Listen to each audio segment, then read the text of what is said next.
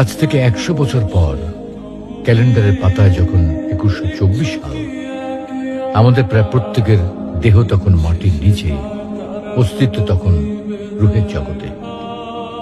ইতিমধ্যে ফেলে যাওয়া আমাদের সেই সুন্দর বাড়িটা হয়তো পরবর্তী প্রজন্ম ভোগ করছে।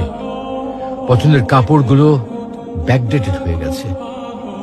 শখের গাড়িটা হয়তো অন্য কেউ চালাচ্ছে, আর আমায় খুব কম জনের স্মরণে রেখেছে, হয়তো কেউ ভাবেও না। হাতে তাদের সময় নেই, যাদের জন্য এত কিছু করতে করতে নিজের জীবনটাই শেষ করে দিয়েছিলাম। আচ্ছা, বাস্তবতার এই জীবনে আপনি আপনার দাদার দাদাকে কতবার স্মরণ করেন?